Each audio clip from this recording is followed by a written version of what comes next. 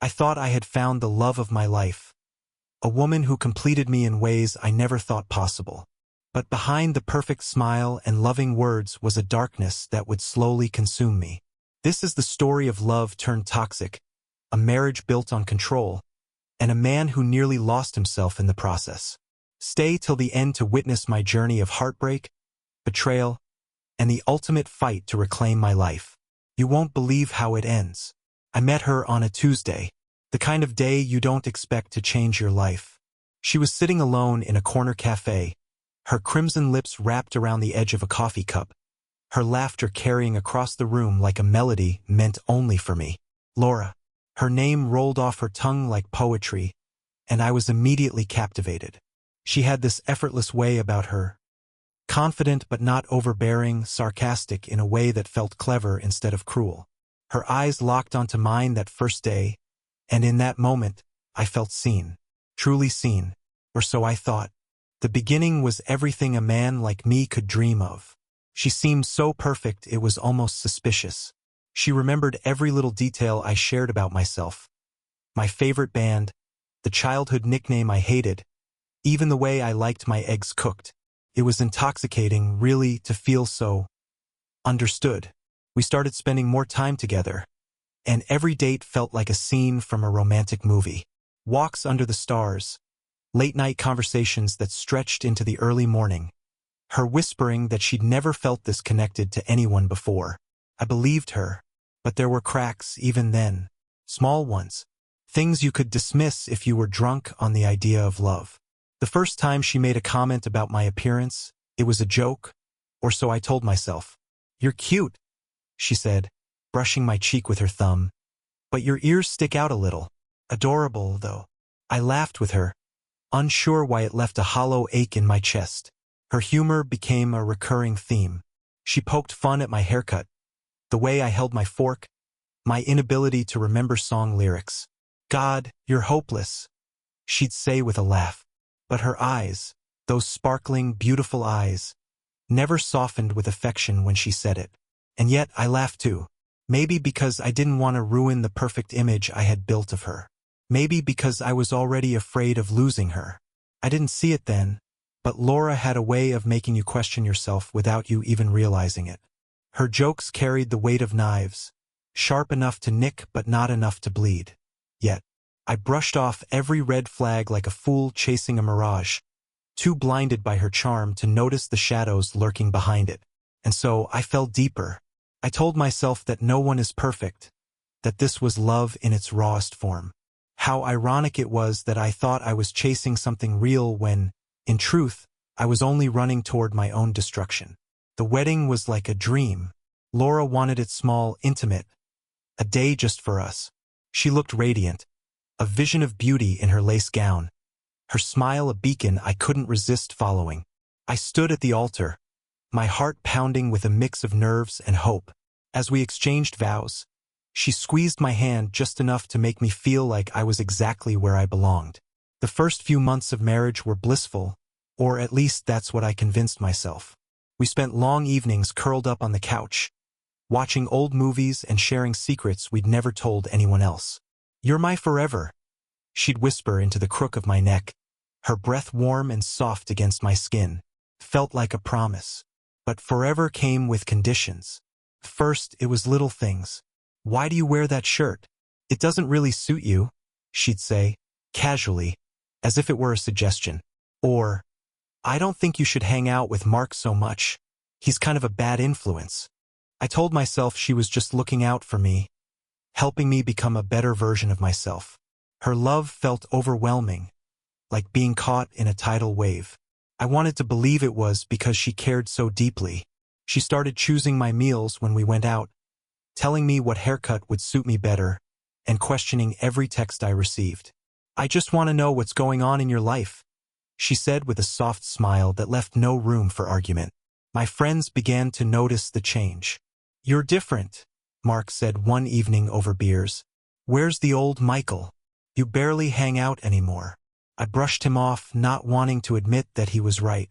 It was easier to believe that this was what love was supposed to feel like, intense, all-consuming. Laura was good at masking her control as care. She'd say things like, "I just want us to be happy," or, "Don't you want us to grow together?" The way she phrased it made me feel guilty for even thinking of pushing back. She made it sound like her way was the only way. The real cracks began to show at a dinner party she insisted on hosting.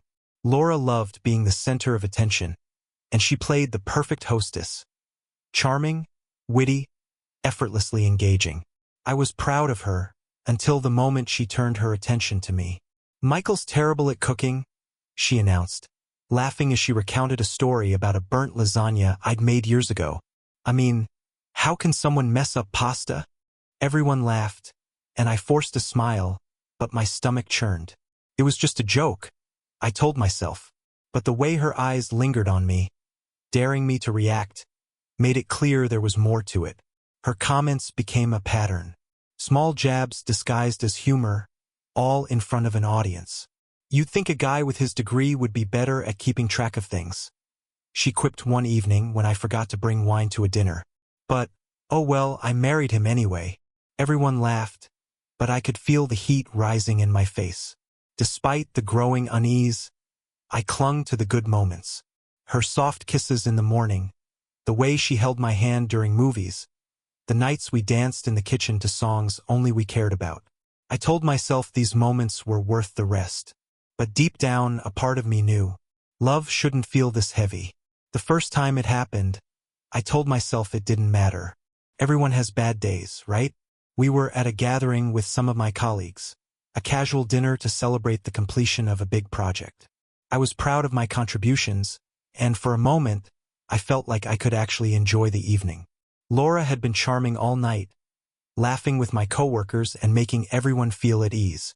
I thought it was going well, until the conversation turned to me. "Michael's been a huge asset to the team," my manager said, raising his glass in my direction. I smiled, grateful for the recognition. But before I could respond, Laura's laugh cut through the room. "An asset? Oh, please," she said, her voice light but cutting. "Michael's biggest talent is losing his keys at least once a day. I don't know how you guys get anything done with him around." The room filled with awkward laughter, and I forced myself to chuckle along. My chest tightened as I felt the heat of embarrassment creep up my neck. I wanted to say something, anything, to defend myself, but the words wouldn't come. Later, when I brought it up, she brushed it off. "Oh, don't be so sensitive," she said, rolling her eyes. "It was just a joke." They all laughed, didn't they? Her words felt like a dismissal, as if my feelings didn't matter. But the pattern didn't stop. She started comparing me to her exes in ways that felt like knives slicing through my confidence. "You know, John was always so good at planning surprises. You could learn a thing or two from him," she said one evening, after I forgot to make dinner reservations.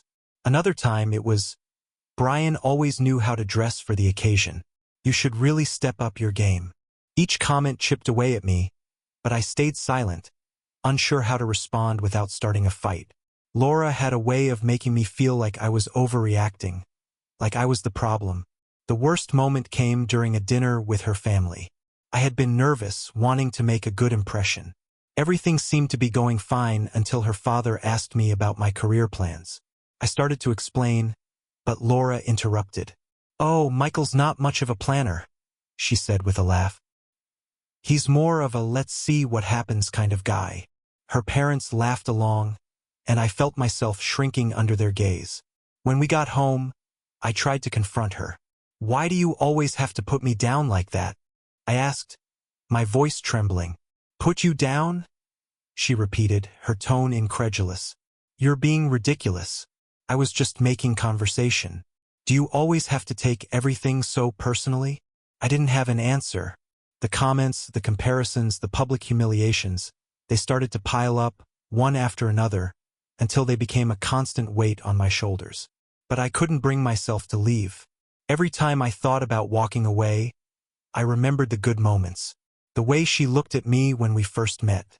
The nights we stayed up talking about our dreams. The promises we made to each other. I told myself this was just a rough patch, that we'd find our way back to the love we once had. But deep down, I knew I was lying to myself. The blows weren't just bruising my pride. They were breaking me. The jokes started small, just sharp enough to sting but subtle enough for me to question if I was overreacting. It was during an argument about something trivial. I can't even remember what. Her eyes narrowed, and she smirked in that way that made my stomach turn. "You know," she said, her voice dripping with sarcasm, "maybe you'd enjoy it if someone else stepped in to show you how it's done. You seem so good at watching from the sidelines." I froze. The words hung in the air, cold and heavy. I didn't know how to respond. Was this just another one of her jokes? Or was there something deeper, something darker, hidden beneath the surface? Laura didn't seem to notice, or maybe she didn't care. How her words had hit me. She walked away with a dismissive wave, leaving me to sit in the growing silence of my own doubt. It didn't stop there. A few days later, we were at a party with her friends. She was in her element, effortlessly commanding the room's attention. I stayed close, trying to avoid saying anything that might embarrass her. But then, out of nowhere, she turned to me and said loudly enough for everyone to hear, "Michael's so patient. I mean, he'd probably even be okay if I brought another man home, just to spice things up." The room erupted in laughter. My face burned as I tried to laugh along, but my hands were trembling. I glanced around, searching for someone, anyone, who might see how much her words were cutting me. But all I found were amused smiles and glasses raised in her direction. Later that night, I tried to confront her. "Why would you say something like that in front of everyone?" I asked, my voice shaking. "Oh, relax," she said with a dismissive chuckle. "It was just a joke. Don't be so uptight. You're too sensitive sometimes, Michael. It's not a good look." Her words wrapped around my chest like a vice. I felt foolish for even bringing it up, as if I was the one who had done something wrong. The jokes kept coming, each one more pointed than the last. She dropped them casually in conversations, always with that same smirk. "Michael's the kind of guy who'd probably thank someone else for doing a better job than him. Or, maybe I should find a real man to teach you a thing or two." Every time I told myself it didn't matter, that it was just her humor, that I was being too sensitive, too insecure. But the words began to fester, eating away at the fragile pieces of confidence I had left. I started questioning everything. Was I weak? Was I not good enough for her? Was I overreacting? The doubt consumed me, whispering that maybe she was right, that maybe I deserved the ridicule. After all, if the person who claimed to love me saw me this way, then who was I to argue? I began to notice the cracks in my own reflection. The man staring back at me in the mirror looked like a stranger. Tired eyes, slumped shoulders, a heavy silence where laughter used to live. I didn't recognize him. Laura's words played in my mind on a loop.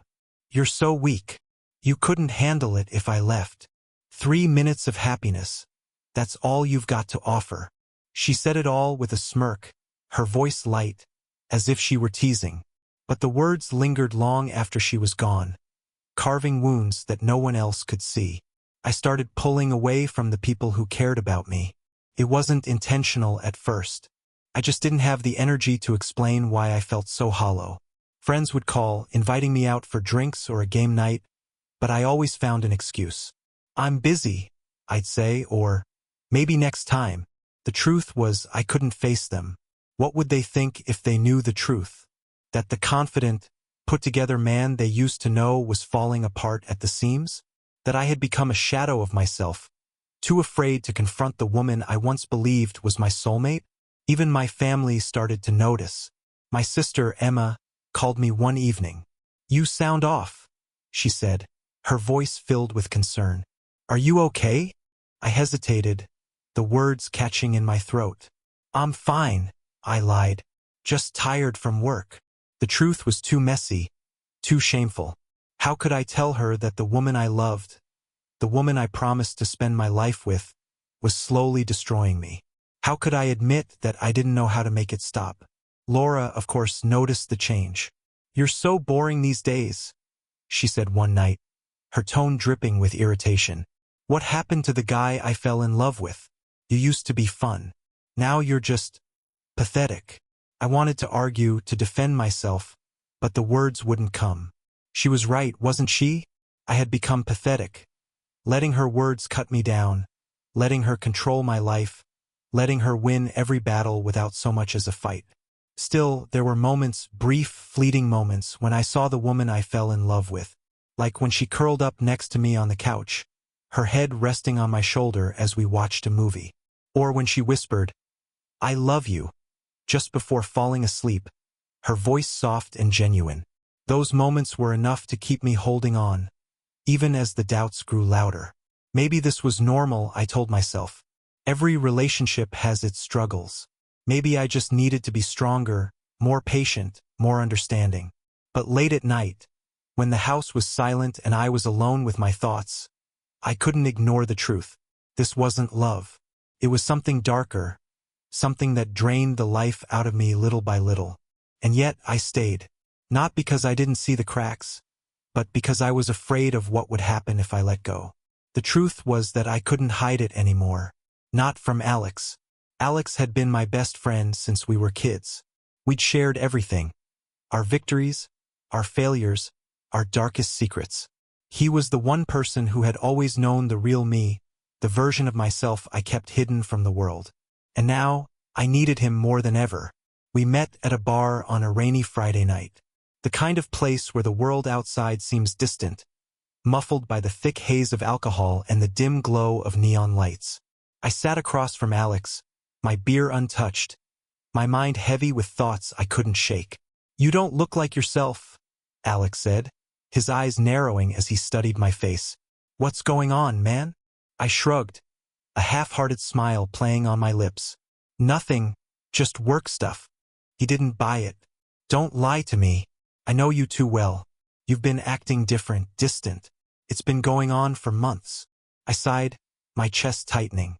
There was no point in pretending anymore. I took a deep breath and said the words I had been too afraid to say out loud. "Laura's been different. I don't know what happened, but I feel like I'm losing myself." Alex's face softened, concern flooding his expression. "What do you mean?" I struggled to find the right words, but I couldn't hide the truth any longer. She's been putting me down, criticizing me all the time, making me feel like I'm not enough. It's like I'm walking on eggshells around her, trying not to upset her, but nothing I do seems right. Alex took a long gulp of his drink, his eyes never leaving mine. "That's not love, Michael. That's control." I shook my head, feeling a mix of guilt and confusion. "But I love her, Alex. I don't know what to do. I don't want to lose her. I keep thinking that maybe if I just try harder, things will get better." He leaned back in his chair, his voice steady and serious. "Listen to me. This isn't about trying harder. It's about her respect for you, and it sounds like she's lost that. No one should make you feel like you're worthless, especially someone you love. You're not weak for feeling hurt. You're human." His words hit me like a slap, but they also made something inside me stir. Something I had buried deep for far too long.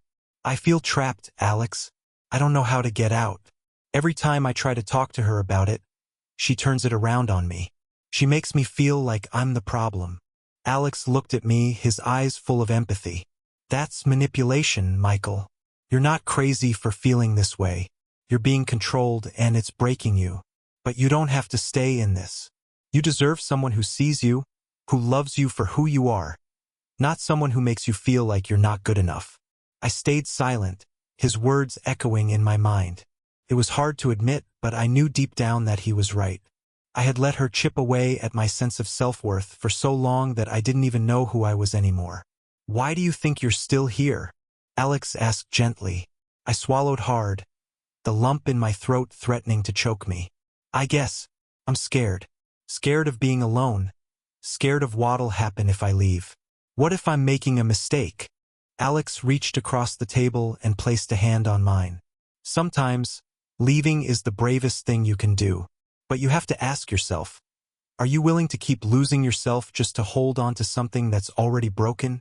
His words hit me harder than anything Laura had said to me in months. And for the first time, I didn't have an answer. But I knew something had to change.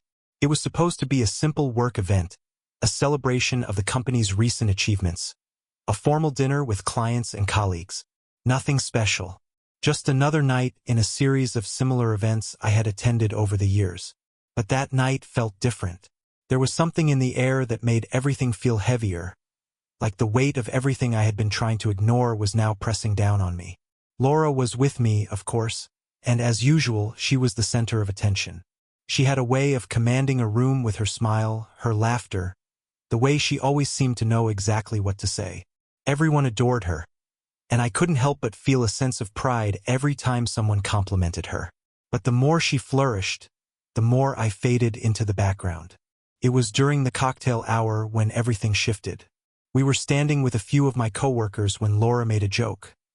One that, at first, seemed harmless. But I soon realized it wasn't. "So," she said, her voice loud enough for everyone to hear, "Michael's the type of guy who'd probably just let me sleep with someone else. He's so laid back, he wouldn't even care." The room fell silent. I felt my heart stop for a moment. The words were like ice water, freezing me in place. I wanted to say something, anything, to defend myself, but the words caught in my throat. Laura, of course, didn't miss a beat. She threw her head back in laughter, the sound ringing out, as if she'd just made the funniest joke of the night. The others laughed along with her, nervously, unsure of how to react. Some of them even gave me a sympathetic smile, but none of them said anything. I stood there, a hot rush of shame flooding my chest, while the laughter continued. It felt like the world had slowed down, like I was trapped in a nightmare that I couldn't escape from. I could feel the heat rising in my face, the sting of humiliation tearing through me. But I couldn't leave. I couldn't walk away from the event and let her have the last word. I didn't want to make a scene, didn't want to seem weak or unhinged. So I stood there, nodding along, forcing a smile that didn't reach my eyes. After what felt like an eternity, the conversation shifted to another topic. But the damage had already been done. I found myself retreating to the corner of the room, away from the laughter, away from the eyes that had watched me falter. I stood there, numb, as my colleagues continued mingling. The weight of it pressed on me, and for a moment, I thought I might suffocate under the humiliation. Laura eventually found me, her expression unreadable. She reached out and touched my arm lightly, as if nothing had happened. "Are you okay?" she asked, her voice soft, but there was something mocking in her tone that I couldn't ignore. I looked at her, my throat tight. I wanted to tell her how much her words had hurt, how deeply I had been wounded. But I couldn't. Not there, not in front of everyone. "Yeah." I lied, the word tasting bitter on my tongue. "I'm fine."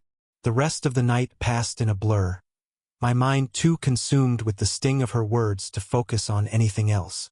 But when we got home, the silence between us felt suffocating. "Do you really think I'm okay with that?" I asked, my voice barely above a whisper. Laura turned to me, feigning confusion. "With what?" "That joke," I said, the frustration building in my chest. "About letting you sleep with someone else." She rolled her eyes, exasperated. "Oh, come on. It was just a joke, Michael. Stop being so dramatic. It wasn't even that bad." The way she said it, as if I were the one making a fuss over nothing, made my blood run cold. How could she not see the damage her words had caused? How could she brush it off so easily, as if I was the problem for feeling humiliated? But I couldn't bring myself to confront her any further. I was too tired, too broken. I didn't have the energy to fight her over something I knew she wouldn't even understand. So I stayed silent, and the pain of that silence cut deeper than any words ever could. The days that followed the corporate incident were filled with a quiet tension I couldn't ignore. Laura acted as though nothing had happened, her dismissive attitude leaving me with an ache in my chest that grew with each passing day. But I couldn't shake the feeling that something was wrong, something bigger than just her careless words. It started with little things at first, her sudden late nights at work, the way she'd always be too busy to explain why she was home late. I tried to tell myself it was normal. She was ambitious, driven, always had been. But the longer it went on, the harder it was to ignore the gnawing feeling that she was slipping further away from me. I noticed she started dressing differently, too. more revealing clothes. She'd come home late, her lipstick smudged, her perfume different, stronger, more intense than the scent I had come to associate with her. I didn't ask questions, didn't dare to. I told myself it was nothing, just her trying to feel more confident. But deep down, I knew better. One night, she came home later than usual. Her eyes were bright with excitement, and she barely looked at me as she flung her purse onto the couch.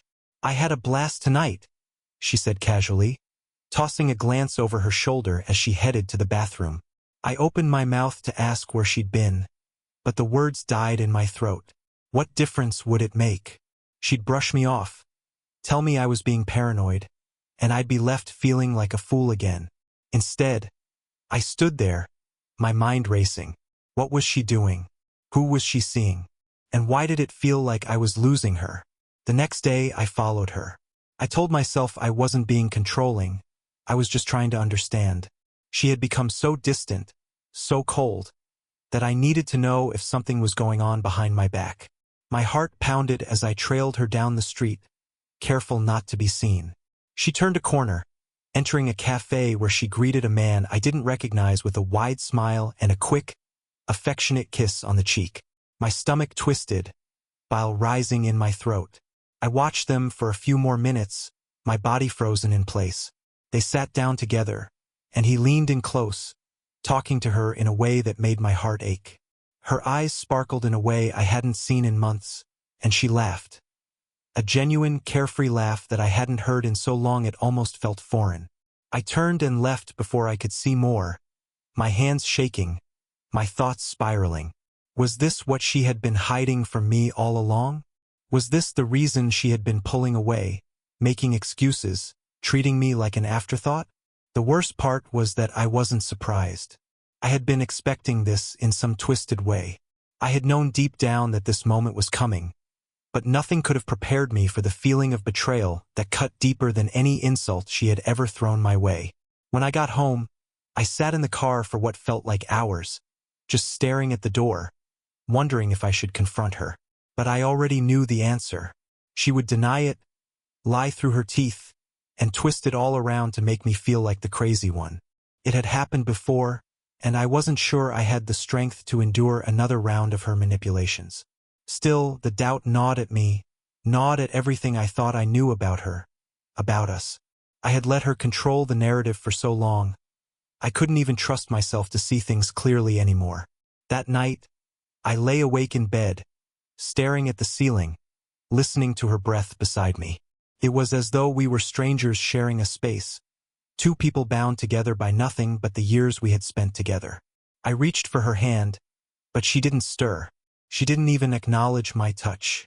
The distance between us was palpable, thicker than ever. The longer I lay there, the more I realized I wasn't just losing her. I was losing myself. The cracks in our relationship were no longer subtle. They were gaping, jagged, and impossible to ignore. Laura kept telling me she was trying, that things would get better.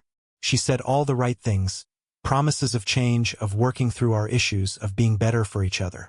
But her words had become empty, hollow echoes in a place where love used to live. It started with her breaking yet another promise. She had told me she would take the evening off from work to spend time with me. We hadn't had a proper conversation in weeks, and the thought of a quiet evening together, without distractions, felt like a lifeline. I waited for her, sitting in the living room, watching the minutes stretch into hours. It was just like before. Her phone calls had become more frequent, and her late nights were no longer a surprise. But this time I was different. This time I was determined to confront her. By the time she walked in, I had lost my patience. She looked surprised to see me sitting there, her expression unreadable. Her hair was disheveled, and the faint scent of perfume I didn't recognize lingered in the air. "What are you doing home so early?" she asked, her voice laced with something, irritation, maybe, or was it guilt? I stood up slowly, my body trembling with a mix of anger and hurt. "You said you'd come home early tonight, Laura. We were supposed to talk, but you didn't." Her eyes flickered briefly, but she masked it quickly, crossing her arms defensively. "I'm sorry. Work ran late." It's not like I wanted to be there. I could feel my pulse in my throat, the words tumbling out before I could stop them. No, it's not just work. It's everything, Laura. You've been distant for weeks, and I've been trying to ignore it. But I can't anymore. You keep promising me things will change, but nothing ever does. Her face hardened, the cold mask slipping into place. You're overreacting, Michael. It's just work. I'm not doing anything wrong. My heart sank, the words stinging more than I anticipated. It's not just work. It's how you're treating me, how you're treating us. I don't feel like I'm even a part of your life anymore. It's like I'm invisible, a background noise in your world. Laura looked away, and for a moment, I saw something flicker in her eyes, something that could have been regret. But it was gone as quickly as it had appeared. You're being dramatic, she said, her voice flat. I'm still here, aren't I? I'm trying to make this work. I shook my head, feeling the weight of her indifference pressing down on me. Trying? You say that like you're the one putting in all the effort. You've been putting me down, belittling me, and pushing me away. I can't keep doing this. I can't keep pretending everything's fine when I'm drowning in this relationship. Laura's eyes flickered with something. Anger, frustration, maybe even shame, but she quickly masked it with a bitter laugh. You're acting like I'm the one to blame for everything. You never take responsibility for anything, Michael. The accusation hit me like a punch to the gut. But it wasn't new. She had perfected the art of deflecting blame, turning everything onto me.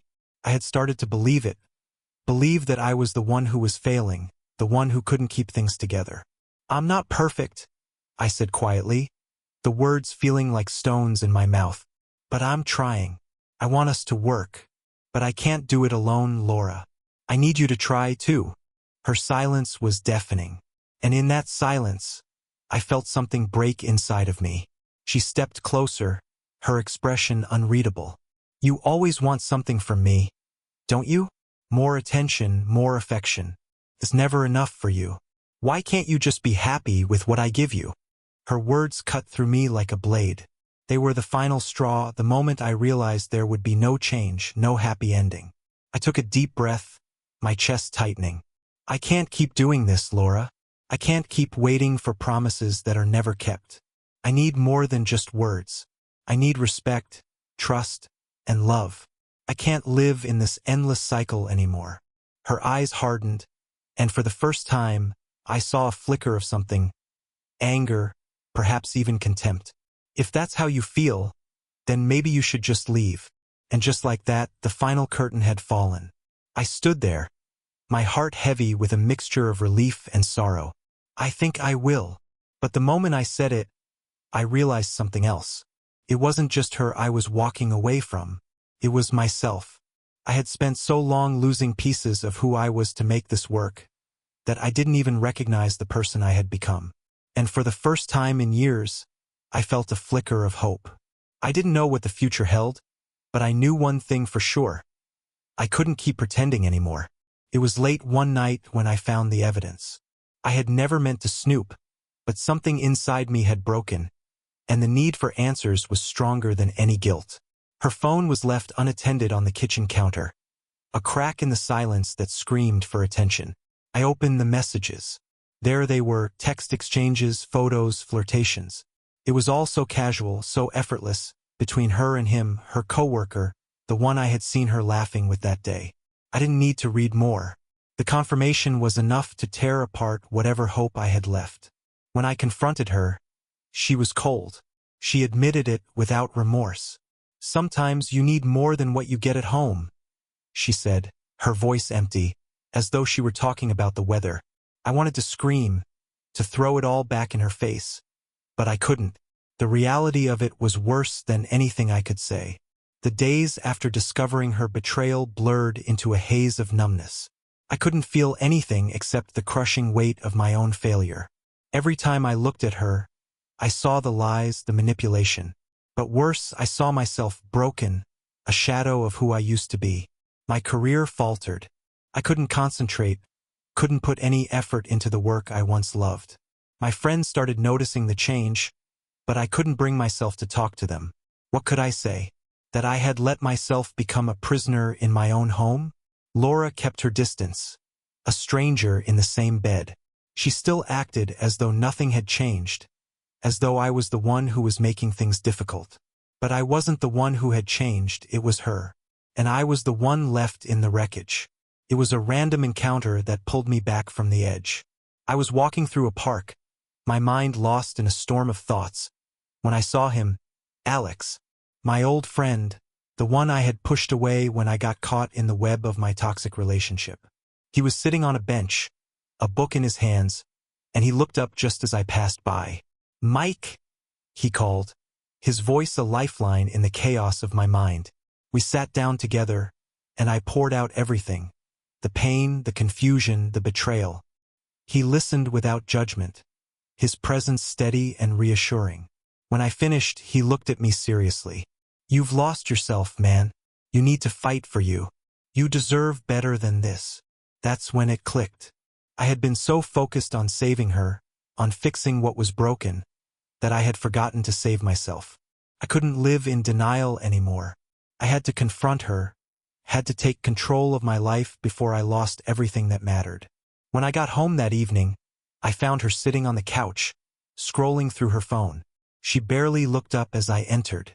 "Laura," I began, my voice steady but firm, "we need to talk." Her eyes met mine, and for the first time in a long time there was no defensive mask. No sarcasm, no manipulation. Just a cold, hard silence. "I can't do this anymore," I said. "I can't keep pretending that everything's okay. You've hurt me, and I can't keep letting you do it. I'm setting a boundary now. You either change or I walk." She scoffed, standing up to face me. "You can't leave, Mike. Where would you go? You're nothing without me." Her words stung, but I was done. "I'll figure it out. I deserve respect, trust, and love. And you're not giving me any of that." Her eyes narrowed. "So, you're really going to leave?" "Yes," I said without hesitation. "I am." And for the first time in years, I felt something strength. It wasn't easy. When I packed my things that night, Laura didn't try to stop me. Not in any way that felt genuine. She was crying, pleading, but it all felt like manipulation. She told me I was making a huge mistake, that I would regret it. But I didn't regret it. As I walked out the door, I felt a weight lift off my chest. The suffocating air in the house finally cleared. I was free, but that freedom came at a price, one I wasn't sure I was ready to pay. I didn't know where I was going, but for the first time in a long while, I felt like I had a chance. I could rebuild, start over, and find myself again. And as I drove away, I realized something I hadn't been able to admit before. I had lost her a long time ago. This was the final step in letting go. It's been months now. I've spent a lot of time reflecting, rebuilding, and rediscovering parts of myself I thought I had lost forever. The man who had been beaten down by love, by manipulation, is no longer the man I see in the mirror. I've reconnected with old friends, like Alex, who has been a constant support throughout this process. I've picked up my hobbies again, and slowly, I've started to feel like myself. The pain of the past still lingers, but it's no longer all-consuming. One of the hardest things I had to learn was to forgive myself. I had spent so long blaming myself for the failure of my relationship, believing it was my fault. But I've come to understand that I wasn't the one who was broken. I was the one who needed saving, and that's what I did. I'm not perfect. I still have days when the weight of the past tries to drag me back, but I've learned to stand firm. And as for Laura, I received a letter from her not long ago. She asked me to come back, to forgive her. The letter was full of apologies, promises, and pleas. But I didn't even open it. I'm choosing me. If you've watched this far, I want you to stop and think for a moment. Have you ever been in a relationship where you felt invisible, unappreciated, or manipulated? Have you ever stayed in something toxic because you didn't think you deserved better? The truth is, you do deserve better. You deserve love that lifts you up, not drags you down. And sometimes the hardest step is walking away, not from the person, but from the version of yourself that you lost in trying to hold on. So, if you're in a similar situation, Remember, you are not alone, and it's never too late to start over. I want to hear your thoughts. What's your experience with toxic relationships? Have you ever had to let go of someone you loved? Drop a comment below and let's talk about it. And if you found strength in this story, hit that like button, and don't forget to subscribe for more stories that will make you think, feel, and grow. Remember, the most important relationship you'll ever have is the one with yourself.